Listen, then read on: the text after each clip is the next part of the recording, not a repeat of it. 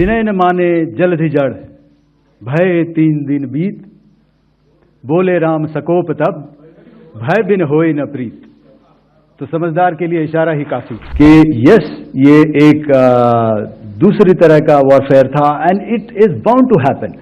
New aspects have come out but we were prepared for it, we were trained for it and we were equipped for it. जैसे आसमान में दोनों air force के aircraft थे, क्या आप बता सकेंगे, क्योंकि हम जो लगातार जब कवर करते हैं हम देखते हैं 2016 में के बाद ड्रोन का जो पूरा वॉरफेयर में रोल है वो दिखा था, तो हमने भी वो दिखाया और किस स्तर की ये वॉर थी, अगर थोड़ा आप क्लैरिटी दे सकें कि कितने एयरक्राफ्ट उनके इन्वॉल्व थे, लगभग कितने हमारे थे, क्या इसे अब तक का सबसे बड़ा जो जंग हुई है आसमान में वो कहा जा सकता है, और ड्रोन के रोल पे थोड़ा और ज्यादा, क्योंकि 2016 के बाद जिस तरीके से बढ़ा है।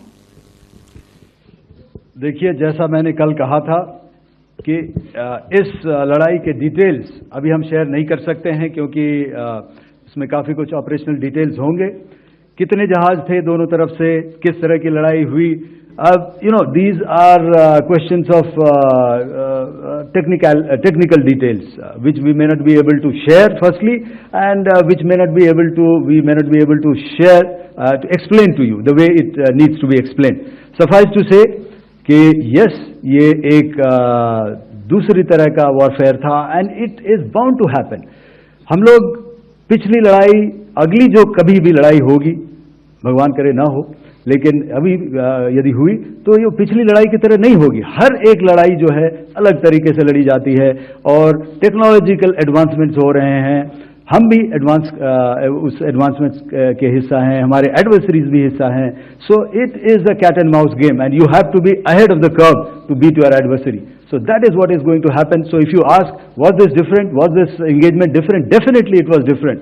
And a lot of new aspects have come out, but we were prepared for it, we were trained for it, and we were equipped for it. That is the only aspect that I can share with you at this time. Bharat में धराशायी हो गया, एक message दुनिया को चला गया कि अब हाइब्रिड वॉरफेयर में इसकी औकात नहीं बची है।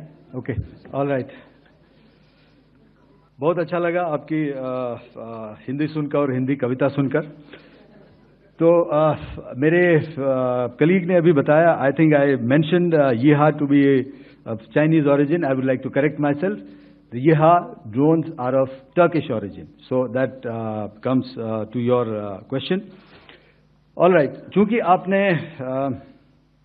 शुरू किया श्री रामधारी सिंह दिनकर जी की कविता से, हमारे राष्ट्र कवि रहे हैं, और क्या संदेश